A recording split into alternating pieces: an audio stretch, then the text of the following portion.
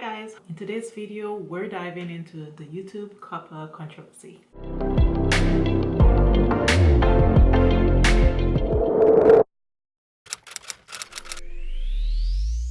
Hi guys, it's Shama from Happy Living Now and welcome to my channel. In today's video it's a little bit different than what you typically see on this channel, but I have seen quite a few people talk about Coppa on YouTube, and honestly I have seen people go frantic and scared out of their minds as to what exactly that means for the future of their channels here on YouTube. So I figured I would go ahead and share my part on Coppa and YouTube. So let's go ahead and get right in. Alright, so I'm pretty sure many of you have seen a lot of videos here as far as the YouTube and Coppa and FTC controversy is concerned. And honestly, Coppa has gained quite a bit of popularity in the past couple of weeks, especially with regards to YouTube. And I have seen people really honestly scared out of their minds because they do not know what to expect. They do not know how exactly Coppa and YouTube impacts the future of their channels here on YouTube. And I have seen people say that whatever information YouTube has in fact released has not been that useful either. So my goal with today's video is to hopefully help you better understand the whole Coppa and YouTube controversy and what exactly that will mean for our future on YouTube as content creators. So what exactly is Coppa in the first place? Coppa stands for Children Online Privacy Protection Act, and it focuses mainly on operators of commercial websites and online services that have content or services that are directed to children, as well as operators of commercial websites and online services who have actual knowledge that they are in fact collecting personal information from children. Now, on the Coppa, a child is defined as anyone under the age of 13. So when we talk about child or children here, we're typically referencing people under the age of 13. Now, if you are in fact an operator of a commercial website or online service who have actual knowledge that you are collecting information or personal information from children, then there are certain requirements that Coppa requires you to put in place. Coppa requires that you put a clear notice on your website or your platform that you are in fact collecting, using, and disclosing information. And you are to put in that notice the type of information you're collecting, how you intend to use that information, and how you're disclosing that information. Now, that notice also has to be given to parents. You have to give the same notice to parents that you're collecting, using, and disclosing information. And on top of that, you're supposed to obtain verifiable parental consent even before you go ahead and collect that information. All right, so now that we've talked about Coppa and what it is, let's go ahead and talk about how exactly YouTube got entangled in the whole Coppa FTC controversy in the first place. So, as I'm sure many of you are aware, if you aren't YouTube is a platform for content creators. And if you are a content creator, then if you haven't already, I am sure that you are aware that you do have the opportunity to be monetized on YouTube. Now, I'm not going to talk about the whole requirements of monetization, but I will say that once you've reached the requirements and you are in fact monetized, that means that ads can now be placed on your channel. Now, there are two types of ads that YouTube could place on monetized channels. That is personalized ads and contextualized ads. Personalized ads are ads that are directed to you, the viewer, based on your interests and your behavior pattern over the internet. So the ads are really gonna cater to something that you might have expressed interest in based on a web search or a product or a service that you might have searched for.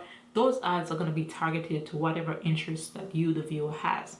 Contextualized ads, on the other hand, are ads that are just based on the content of the video.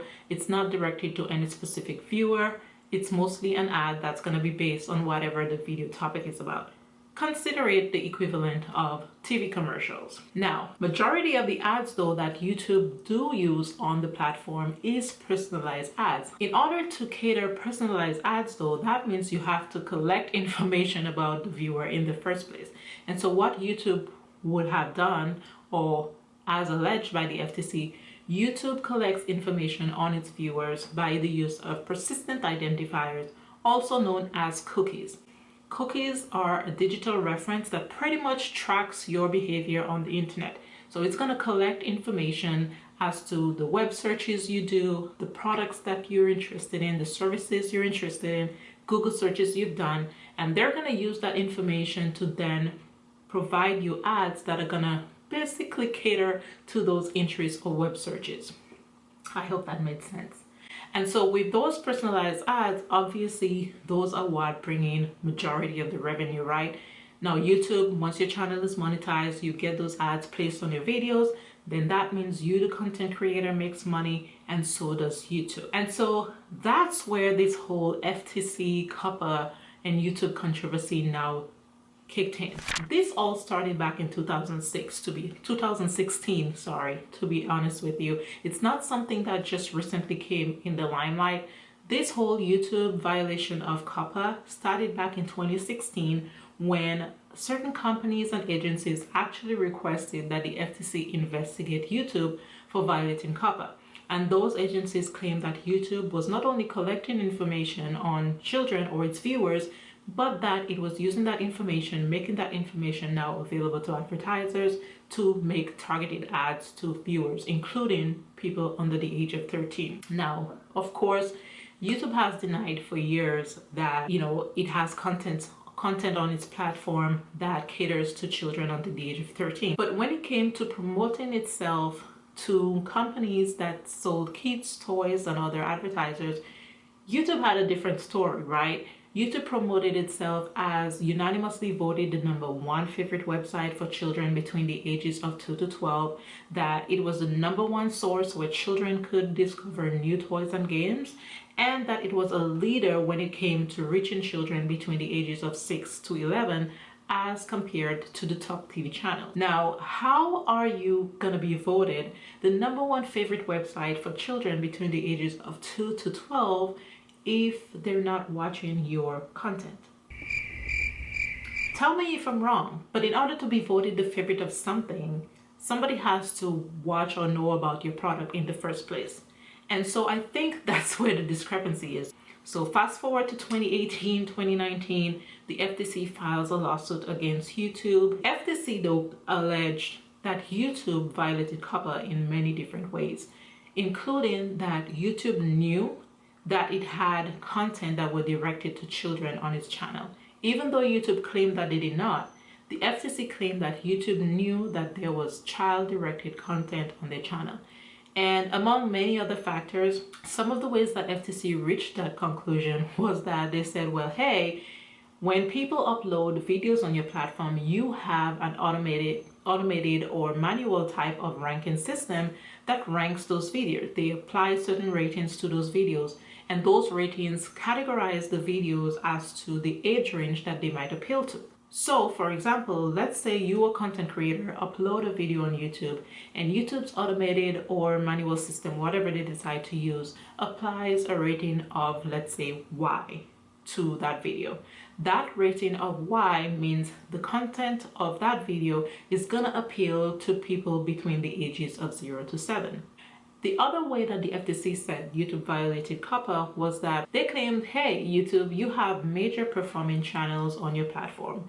And if you go to those channels about section, it clearly tells you that those channels make content that are directed to kids. So that was another thing that the FTC looked at. And then finally they said, well, hey, even if you didn't know right off the bat that these channels made child-directed content, but you, YouTube, would take that video, or you would take videos from some of these major channels on your YouTube platform that were child-directed, and you would also take that content and make that same content available on the YouTube Kids app. So those were some of the things that the FTC looked at, of course, in addition to the fact that there were personalized ads on the videos that catered to children, and the fact that YouTube was collecting that information without parental consent in order to find that YouTube had violated Coppa.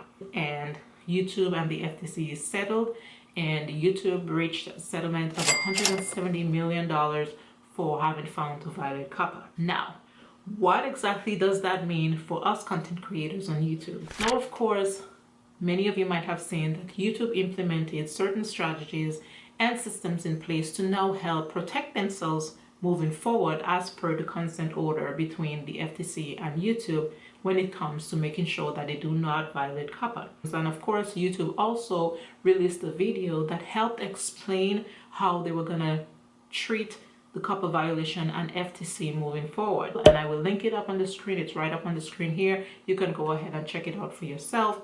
Honestly, that video was not too helpful, but that video left people even more confused than they were initially.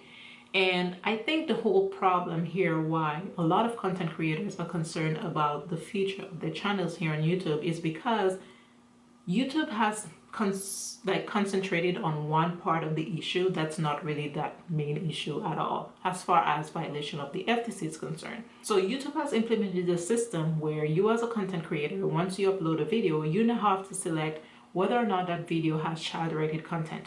You could do that per video, or you could just mark your entire channel as whether or not it is child-directed. But I will say a lot of people focus on the wrong thing. Because honestly, whether or not your channel focuses on child-directed content, that's not the issue. You could have a channel that has child-directed content on it, and that channel does not violate Coppa. Because child-directed content is not what violates Coppa. It's the fact that you're collecting using information from children under the age of 13 without making a notice that you are in fact collecting that information and without getting parental consent. That's what violates Coppa, not just child-directed. And so now with the system that YouTube has in place, they've pretty much shifted the liability from themselves to content creators. Now let's be honest, I know that YouTube has to protect their backs, right? They have to protect themselves. I get that. But the way that they've implemented this system now shifts the liability to the content creator, because now with this whole child-directed content thing, it makes content creators believe that by the mere fact that they have child-directed content, they might be put in a position where they may possibly violate Coppa just because they have child-directed content. Well, let's be honest. We, the content creators, are not the ones who collect the information from the kids and offer them personalized ads in the first place. That's entirely YouTube. We merely upload content on the platform. YouTube is the one that collects the information on the viewer and makes that information available to advertisers, who then offer personalized ads. So what does that mean for the future of your channel on YouTube if you are in fact a child-directed channel? So if you are a child-directed channel and you've mapped your channel as such, then that means you've pretty much lost a lot of what makes your channel grow on YouTube. You're no longer able to receive personalized ads on your channel. You can't receive any likes, no comments. The ability to save or watch your video later, that's completely removed. You don't have the opportunity to access the community tab. No use of iCards, no use of end screens, like pretty much things that would help your videos grow and enhance your presence on YouTube are taken away once you've marked your video or your channel as child-directed. Now, I know a lot of the concern, or the major concern for content creators, is revenue. And remember, there are two forms of ads that can be shown on your videos. They can show personalized ads and they can show contextualized ads. But being honest, contextualized ads, that doesn't bring in much for the YouTube content creator or the advertiser, because at the end of the day, contextualized ads are just based on the content of the video and the topic of the video, not on any specific interest of the specific viewer. And so, I mean, it's kind of like a Russian roulette, kind of whether or not that ad is gonna catch that particular person's interest at any particular time, versus if you were targeting that person based on their interests, you have a higher chance of selling a service or product because you know the ad that's being shown was already catered to that person in the first place. But there is the opportunity to still get ads placed on your videos, and definitely that may mean a decreased amount in revenue. I understand that. But I think a lot of people have been concerned that, oh my gosh, I won't be able to bring in any revenue at all. And I think that's not necessarily true. And so I think that's where a lot of the major concern for YouTubers have come from. And honestly, I think a lot of it might have been overrated and exaggeration, because people don't really understand the whole child-directed or Coppa thing. I mean, let's be honest, YouTube has not been totally clear on it. They've not really helped YouTube content creators understand the whole underlying concept of Coppa here. So, but you know, hey, this is why I'm making this video, is to help you better understand the whole underlying concept of Coppa and how to make sure you're in compliance. Now, the FTC, if you are child directed, there are certain factors that they are in fact going to consider to make sure, you know, that you are in compliance, and they look to certain factors. This list is not exhaustive, and it is of course a case-by-case basis, but some of the factors that they consider is the subject matter of the video, the music or audio language that's used in the video, whether or not that appeals to kids, whether you have child actors in your videos, child models in your videos, celebrities that caters to kids, whether kids are your intended audience, and among other things.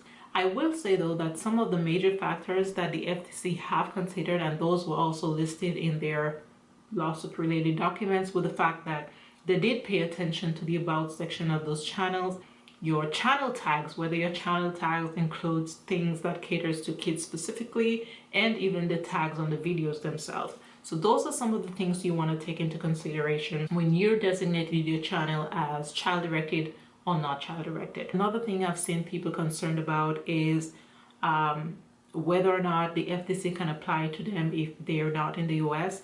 And I will say this, if you are a content creator here on YouTube, it doesn't matter whether you're based in the US or not. If your content is made for YouTube, YouTube is a platform that's consumed by people globally. And as long as someone in the US who's under the age of 13 could potentially view your content, then you are subject to Coppa laws. I mean, minus the fact or minus the topic or the discussion of whether or not the FTC can reach or how far their reach goes legally, that's another discussion. But just to make sure you're protecting yourself, even if you're not US based but you are a content creator on YouTube, just know that the likelihood of someone viewing your content in the US who's in the US and under the age of 13 is great. And so you definitely want to make sure that you're protecting yourself. So I hope this video helped you better understand Coppa, YouTube, and FTC. Again, I know it's a load of information, but I just wanted to come by and drop my 2 cents on the whole Coppa YouTube controversy to better help you understand what it might mean for your future on YouTube. And if you have any questions, go ahead and drop them below. I am considering doing a Q&A follow-up video. So if you've watched this video and you still have questions that are unanswered, definitely go ahead and drop a comment down below. Leave your questions below. Give it a thumbs up if this is something you want to see. If you want to see a follow-up video like a Q&A, definitely let me know. I've also included links to certain resources down in the description box below. You will find links to all the FTC lawsuit, like the complaint and all of that stuff. So feel free to check that out. But I thank you guys so much for watching. If you like this video, give it a thumbs up. If you haven't already, definitely go ahead and subscribe. And I will see you guys next time. Until then, stay blessed. Bye guys.